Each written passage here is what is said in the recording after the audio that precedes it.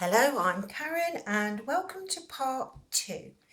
Now, if you've done the 7 rows like I said, you should have a piece of work looking like this. And as you can see, the difference by making the corners the way I've said means that you end up with the straight sleeves rather than on the other cardigans you end up the sleeves sort of come down here and you've got the bottom bit there. So this is making a much squarer shaped cardigan.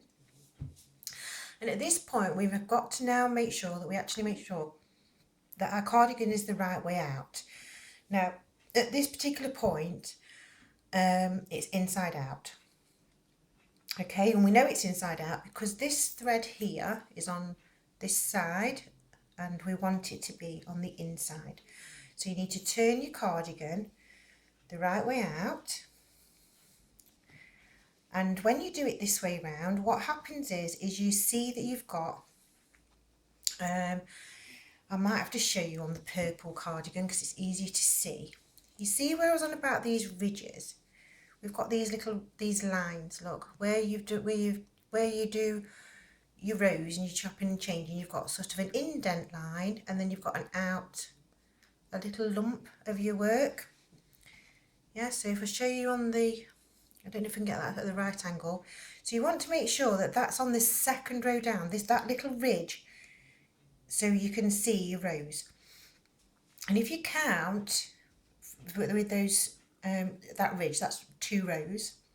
So you go 2, 4, 6, 8, 10, 12, 14. We've got 16 rows.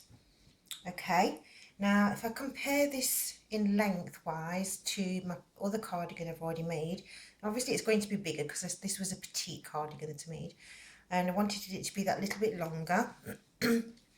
So at this point, we've got what we need. We need to have even rows. If you've counted down and you've got an odd amount of rows, you need to add an extra row so that you've got equal amount of rows, okay? So I've got 2, 4, 6, 8, 10, 12, 14, 16 rows.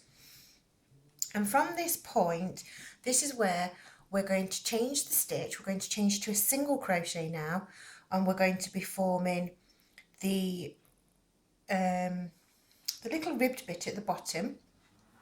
If I just get the other cardigan and show you, you can see that this is where we've done the single crochet rows.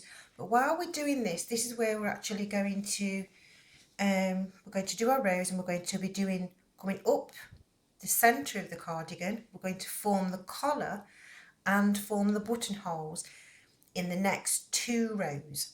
Okay, and by doing it this way, this method of having an equal amount means you go the same way around your cardigan when you're doing it, so that you're actually, all of your work is now going to, you're effectively going to be going around in a very big circle. Okay, so what I need to do is I need to cast back on, get my hook back on my yarn, and now because we're only doing, sorry, I got a tickle. Because we're only doing a single crochet, we only need to do a chain of 1 to come up. So I'm going to do a chain of 1 and I'm going to turn, and I'm going to work all the way across the bottom now using a row of single crochet, still going through these same holes that have been formed while we've been working the cardigan. I hope you can see it's trying to get it into a position so you can actually see what I'm doing now is starting to get a little bit awkward, because of normally when you sit and work on your knee, you're just looking at your stitches, and so I'm trying to hold it into a position where you can see where I'm going and what I'm doing, and still explain that we still don't need to be doing any counting because this is one of the most easiest patterns ever. Just it is. It's just so easy and so enjoyable, and I say it's one of those patterns you can sit and you can crochet away and chatter with your friends, and it doesn't matter if you get interrupted by your children like I have been. So while I was doing this 7 rows, my children came in, and my daughter's friend came over, and all sorts of little things have happened. And because I'm actually working in my kitchen, and obviously that's a communal room, it's caused a little bit of ooh-ahs because of them wanting tea and things like that. So but we're all sorted out now, so I can carry on doing this next part. And then once I've done this, this part 2 is just literally going to be doing the edging and the buttonholes, and then I'm going to do a third video where we actually add on the sleeves, and I show you how to do your sleeves nicely so that everything all, you know how I said to you about keeping this pattern going, it's when you crochet backwards and forwards, you create a pattern with your work, and when you go around and around in a circle and use the half double crochet stitch, it doesn't cause the same pattern. But I'm going to show you how, when you go round and round in a circle, you can actually cause that pattern to happen. So I hope that I've made sense with that. And I hope that you're enjoying crocheting along with me, and especially those people that haven't made a video for ages. I'm really sorry, and I'm so pleased that you've all still been watching my videos, and I've reached 2 million total views, so thank you so much for that. I really do appreciate it all. My children appreciate it too, because it's inspiring them to take opportunities that, you know, when I was at school, well, I have to go back a while to do that, but when I was at school, it was still very Victorian. You know, if you got into trouble, you faced having the slipper or the cane or the meter ruler as a as a form of punishment. And I'm not going to be one of those people that say, oh, do you know when I was at school, you know, they treated us bad and I'm going to sue a teacher, because I think that that's wrong. I mean, I wasn't particularly naughty and I never got the cane, so don't worry about that. But that was how we used to be. That was how it was acceptable, it was normal, we had punishments, and we faced the consequences if we did things wrong. And but I'm going to have to explain to you in a minute, because now we're coming up to the end. So now we've got to this very end piece here. This is where we need to work into this is a chain area, so we need to do our normal stitch as we would to finish the end of the row. But now we've got to go around the corner, so I need to put a second stitch in there, because I need to come up to this level. I'm sorry, I've got a tickle in my throat. We're just going to have a sip of my coffee, because I've tried to have a break, but I didn't finish it all properly. And I think all this chattering is not a good thing.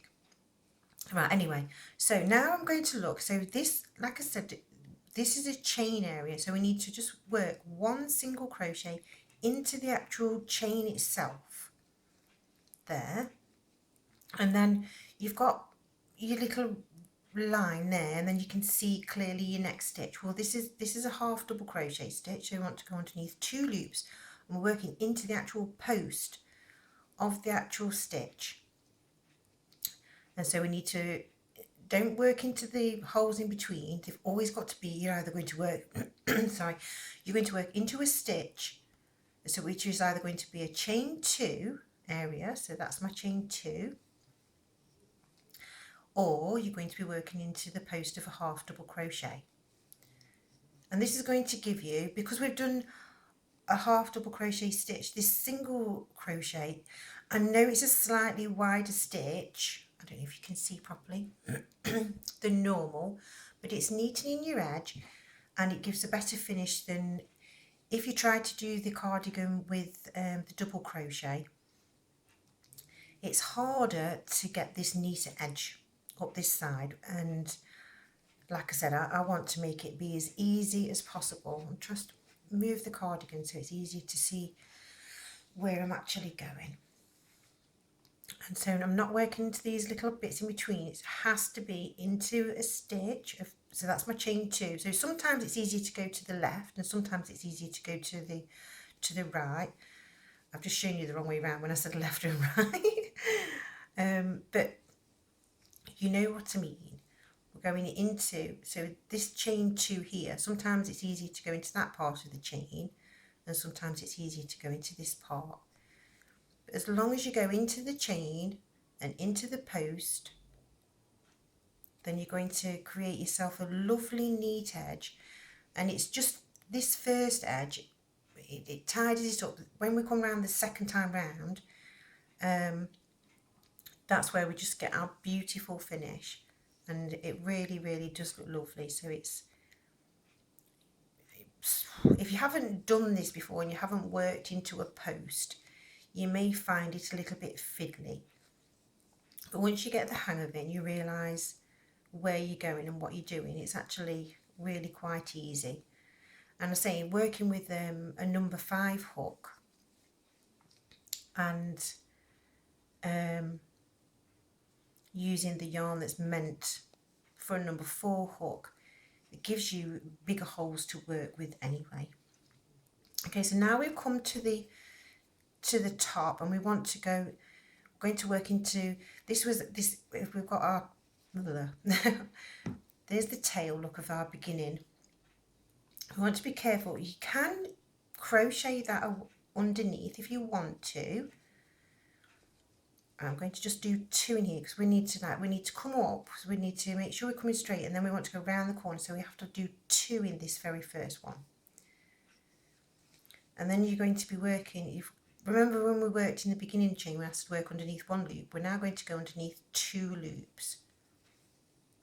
And the easiest way to find where you're supposed to be is if you look at your stitch, it's just there's a hole straight above it. Yeah, so look at the post and just push your hook and it will go through. If you're struggling to get through, you're trying to get into a place where you shouldn't be. I'm just moving that tail end out of the way. So there's my post and it just goes straight in. That hole there is obviously my corner piece. We're still only doing 1 stitch in each of these all the way around, and this is going to produce a base for us for our collar, and also to be able to add the buttonholes onto. So it really, really is. It's very, very easy. It's all done in one go. You're only, when you've done the body work of this, you've only got 2 ends to sew in. So that makes it nice. And I just think, as I say, it's one of those patterns that you can just sit and crochet away. And as long as you know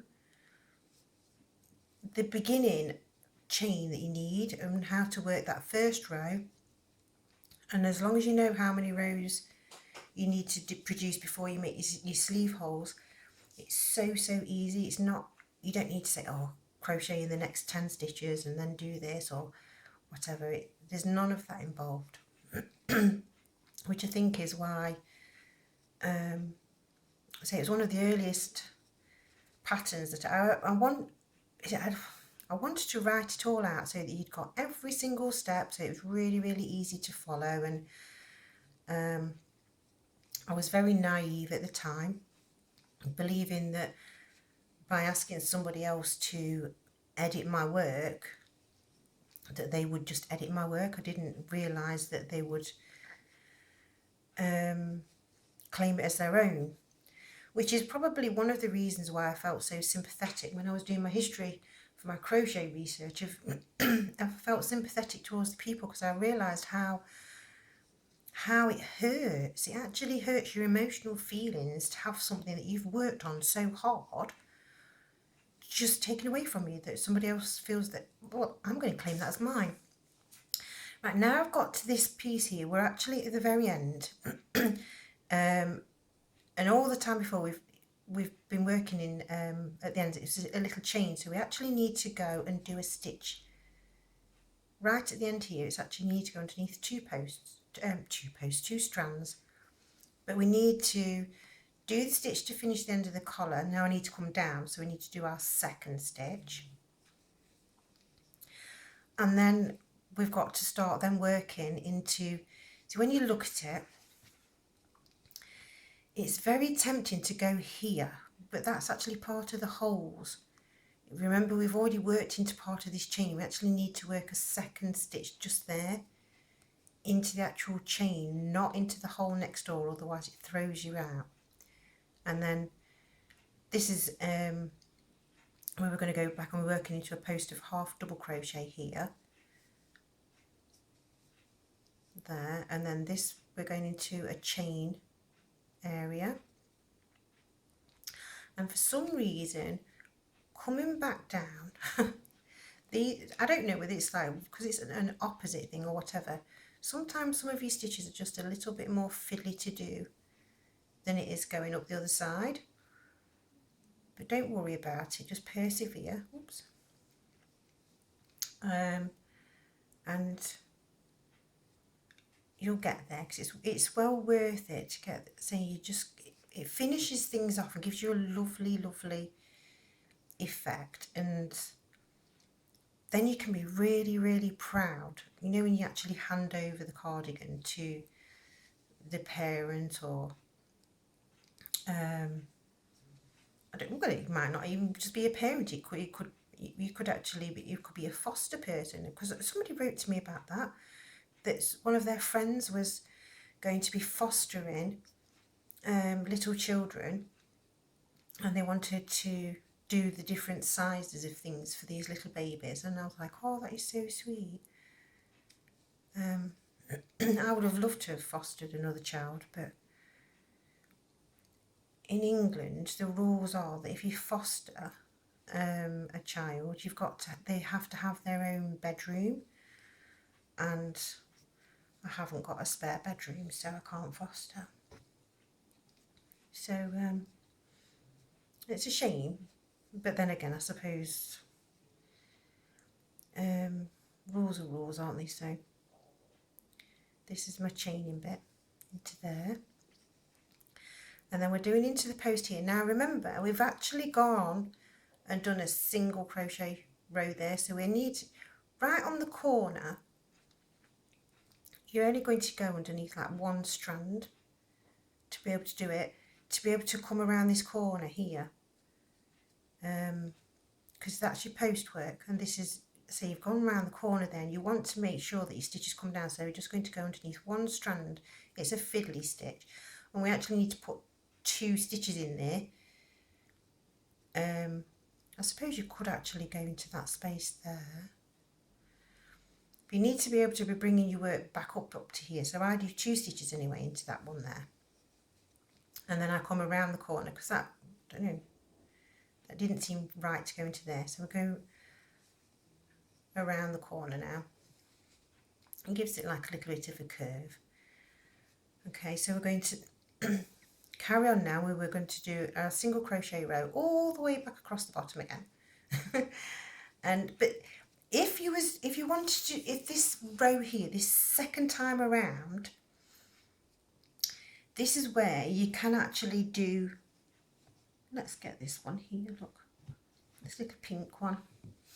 On the pink one, what I actually did is, on the second row around, I just did a chain of 3 and then slip stitched into the next single crochet along, just to add a little frill across the bottom. But for me to be adding a frill across the bottom will make this video probably as long as the first video, and so I don't intentionally mean it to be long, but I'm trying to be honest and be real with you, so you can actually say, okay then, fair enough then, it's going to take me a few hours to make this cardigan. Okay, so the very first part of it we did took an hour. It probably took you 45 minutes to do the next 7 rows that we needed to do. and then now we're doing this bit, and we're already on 20 minutes. And so, and again, it's one of those things where people don't realise how long they're actually crocheting for. They go, oh yeah, it just took me 5 minutes, but it didn't. You know, it's this one, so what's that? We'll see when we get to the end of this one. We'll work it out. We'll work it out how many hours we'll actually have needed to be able to make this work. So that, for the sake of just knowing, and also that thing as well, we know, like when people are on about, you know, like how much you charge. So if you had a builder come and do some work, and he was charging £10 an hour, and he was at your house for 5 hours, he'd charge £50. And if you're on £10 an hour to be able to crochet a cardigan, then your cardigan is worth £50. And obviously, with the builder, if you had any equipment to use, that would be on top of his hourly rate. And also you need to take into account your wool that you've actually used. So for me, for example, I've just used, this is just the cheap wool. This is I think, if I remember rightly, this is actually only £1 a ball. Some of them are like £1.20 for the cheaper balls in England. And then this beautiful, this yarn is a bamboo yarn. This one costs twice the amount.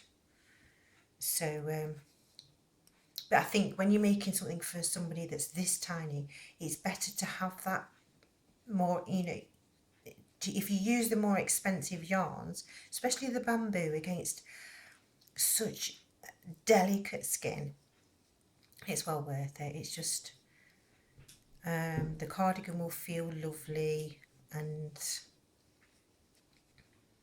there'll be no, you know, I don't know, so I worry about things like getting a rash and stuff like that from such delicate skin, because they're so tiny. So but normal baby yarn for a normal baby, I say, is fine. And also, I did notice somebody else actually asked me a question and said, oh, do you wash your items before you give them away? No, I don't. The reason why I don't is because I think that new yarn smells like something that's new. And so if you went and bought a new top for your baby from the shop, it would smell like it was new. And then you give that person the opportunity then, to, you know, if they want to wash that item themselves so that it smells like their own family's laundry, then they can. And if they want it to be brand new, then they can leave it as brand new. Now you can see we've come to the end. Look, we want to come, oh, can't see because of that. We've come to the end. So now we need to do a second stitch because we want to come around the corner. And this just gives us a curve around the corner. I'm just going to just do a couple of stitches up the side, and I'm going to just fold my work flat a minute, because when I'm making my cardigans, what I've done is I've used let's move over there, where the arm hole finishes, you know, where we've got that corner there, I come along there and I say, right, okay, then this here is where I'm going to do my button, whether it be a boy or a girl. This is the area where I'm attaching my button up. So because I've been doing little girls cardigans, and this one's actually very, very plain, and it can be for a boy or a girl, I'm going to let you know that I came up with a little thing to help me remember. So for putting on the buttons, so for a girl, it didn't match with girls and boys, so I've actually chose lady. So for a lady's garment, the button goes, so this is the garment, this is to the left of it. If I was wearing it, my head would be here. So a lady's button fits on the left. So that means the buttonhole needs to be on the right. So because I'm doing little girls cardigans, because there's going to be a set of 3. I've got a purple one, this one, which is the thicker, snuggly, this is Bonnie Baby yarn. So that's more like a winter cardigan. This one is the newborn size for the little girl, and then I've done a white one which is actually the next size up, so that there's that gift, you know, like we're giving somebody the gift, it's like you give them something from when they're newborn, but they don't stay that small for very long. They soon grow out of it. So I make the next size up as well. So they've got 2 cardigans, well, actually there's going to be 3 this time. So, and to do a buttonhole, it really is a simple method. Oh, that's the point. Where's my button? You've got to decide. See, I'm using a bigger button on this one. If I just get you the purple cardigan and show you, I used a smaller button, so I needed a smaller hole. Yeah, but this button is bigger, so I'm going to need a bigger hole to be able to fasten the button through. So I'm just coming up. Now I'm looking, so this sorry, I'm off camera. Where the actual hole is from that corner there, I can come across there and I can see that that's this stitch here. So I've just got to do 2 stitches to there. Now I want my button to fasten at that point. So I'm going to do, and because it's a bigger button, I'm going to do a chain of 2. So just do 2. Now I'm going to, sorry, I'm trying to get it at the right angle. So I'm going to skip this next stitch and I'm just going to work, and you've got to pull your work quite tightly to do it, otherwise you'll end up, if I do it, I'll show you again. If you do it loosely, you end up with this piece of yarn there that's coming through, that will snag on your button. So you need to make sure that you've pulled this one nice and tight as you've done it, so you don't end up with a silly little strand there. And then we just carry on single crocheting into the rest of the stitches all the way up to the top, because say I'm only having the 1 button. You can choose and you can do as many buttons as you want. You can do buttonholes all the way up, or you can just do the one same as I have. Now, so this is the end. Okay, now because I want to come around the corner, but I want to come into, I'm now going to do the collar piece again. If I do another row over the top, it's going to make my collar area smaller, and make it's going to make the collar, you know, the actual neck piece smaller. And I don't want I don't want this to get too high, so I'm going to be single crocheting over this row of single crochet that I've already done. So I'm not going to put a second stitch in there because I don't want to oops. So I want to go into the hole underneath and do that there, and do my 2 stitches to come around that corner there. So they've actually gone over that stitch, so it fits nicely. Okay, and then we need to just work, as we're working over the stitches, your yarn is going to, you feel to start off with that you're pulling over to one side, but that's okay. It sits back nicely when you've done your stitches. So you just got to look for the top of the stitch. You can see that top of that stitch there, I've already worked underneath it. If you can see where I'm going. So you need to come to the next stitch along and come into that hole there.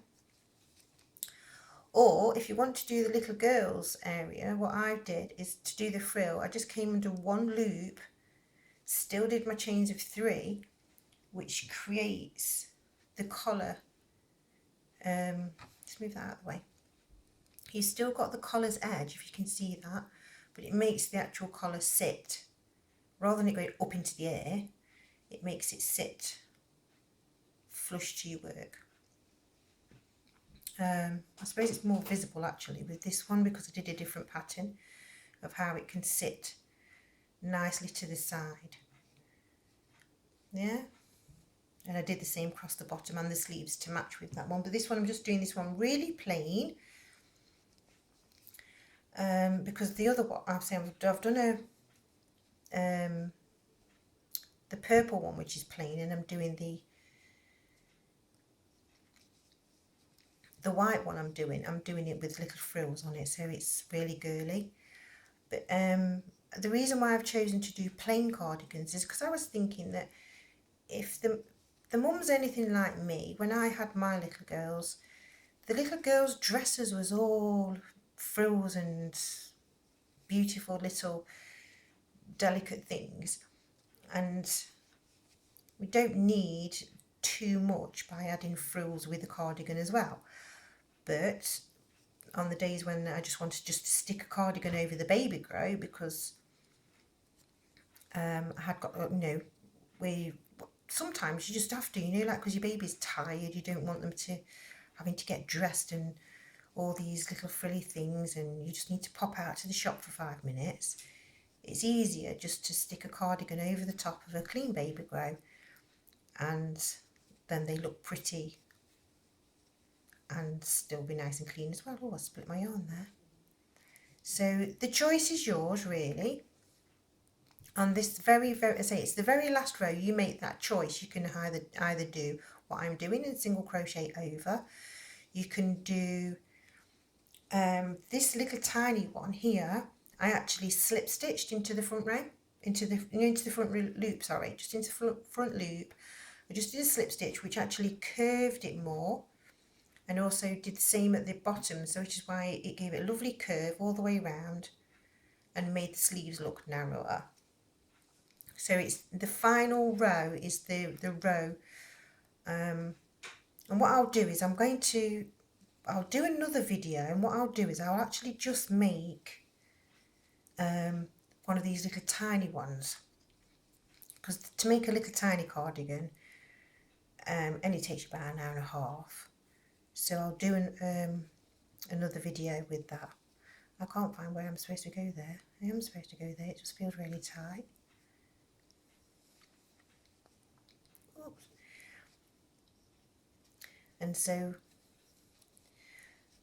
this is all I'm doing. It's so simplistic, really, when you think about it. It's not, a lot of my other patterns, mind you, I suppose, even with this one, you can have complications when you don't really need it.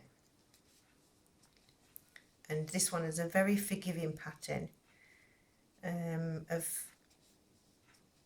if you did put the odd stitch in where you shouldn't have done. It's not vitally important. Like when you're doing the slippers and things like that, you need your stitches in exactly the right places for them to fit. I've gone through the wrong space there. So yeah, it's just a lovely, easy little thing to do. And I've come to the end, and if remember at the other end we did 2 stitches over everything, so I'm going to do my 2 stitches over just so that matches. And because you can see that you've actually come over part of that stitch, you know not to work into that stitch. And then this side is just purely single crochet all the way down, because we did the buttonhole on the other side for the girls. But obviously if this is the side, if you're doing a boys, this is the side where you make your buttonhole. And it works because we've got an equal amount of stitches to be able to, an equal amount of rows. When I said to you, it's really important, there's just that method. So having that even amount of rows means that you will get to work the right way around your cardigan, and your stitches end up sitting the right way around, and everything fits into place nicely.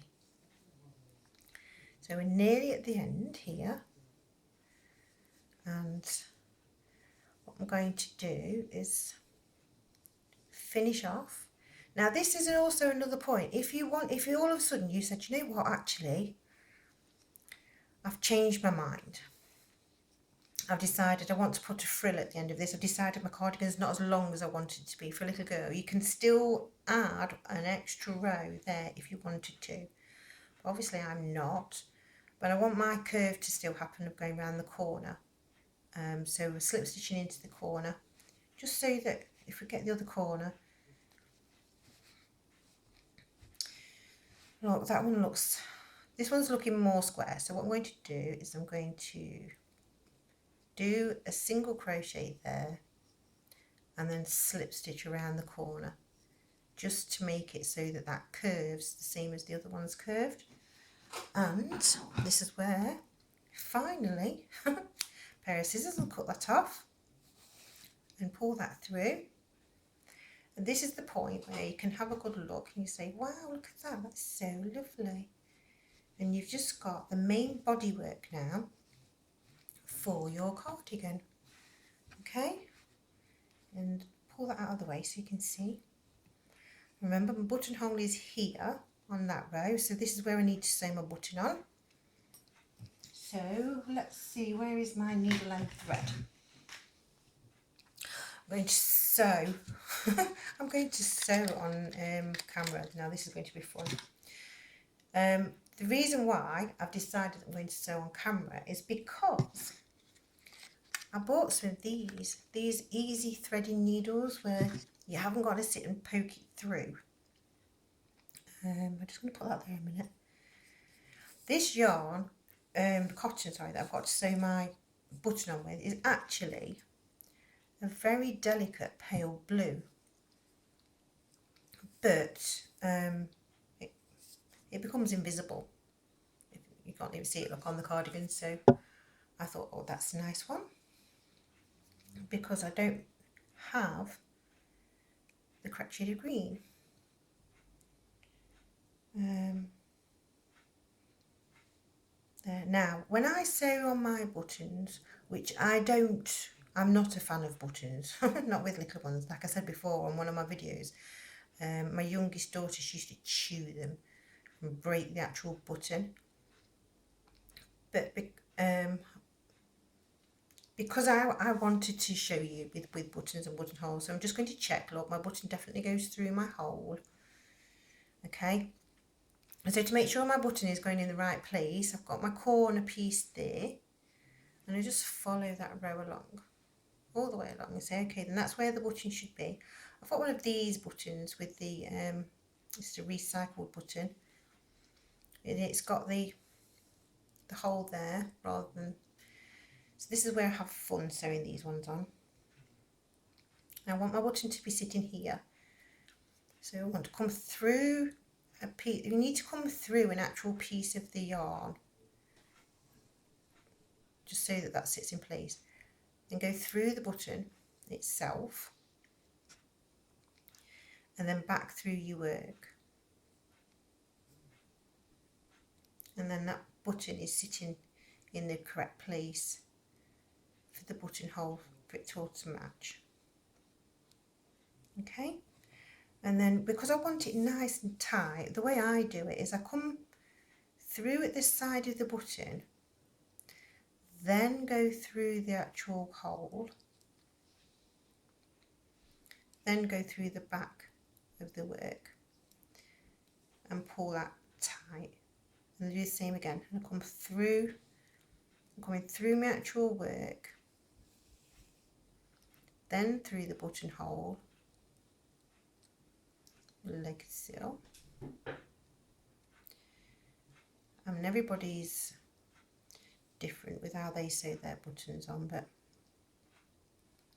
I just wanted a nice chunky button on this one because I liked the button. I've got a collection of buttons, and it's slowly but surely going down. But as soon as I see any more, do you know, like I like to go to charity shops, or I used to go to car boot sales actually. I haven't done that for a while, and just pick up odd buttons, because when it comes to making little baby garments, you don't always need, ooh, I've gone over the button, come back that way. So make sure the button is really nice and secure. I'm going to go through again because I get paranoid. it's something that I worry about is buttons, just because it is one of those hazards. So I want to make sure that it's really, really secure. And I may have gone a little bit over the top. Whoops. Now my cotton's come off my needle. But that's easy because that's these ones. You just literally slot it back on. Love these needles. Whoever invented these needles, it was a brilliant idea. And I do appreciate it very much. So I've got that a bit tangled up there. Now what I'm going to do is just, I've just heard my gate go, which means that my daughter's going to come back. Probably make some noise as she comes through the door. But luckily, right at the end of the video, so we'll be all right. There we go, cut that off there. Okay, so now I've got my button into place, and so my button's sewn into place. Okay, so there we are, that's the button into place. And so when I actually go to then add on the sleeves, my cardigan's not going to flop around or anything else, and I know that I'm done at that point. Okay, so that's the end of part 2. I do hope that you're enjoying doing this. This has taken 41 minutes, so we've taken an hour and 40 minutes so far to make our cardigan, and all we've got to do is put on the sleeves. So I will join you in part 3 where we're going to be adding our sleeves. Okay, so thank you for watching, thank you for liking, thank you for sharing, thank you for subscribing. I really do appreciate it, and so do my children. It's inspired them to actually have a go at doing a different job than normal people. That's wrong. I don't mean normal like that. I mean, I'll explain in another video. Thank you for watching. Bye for now.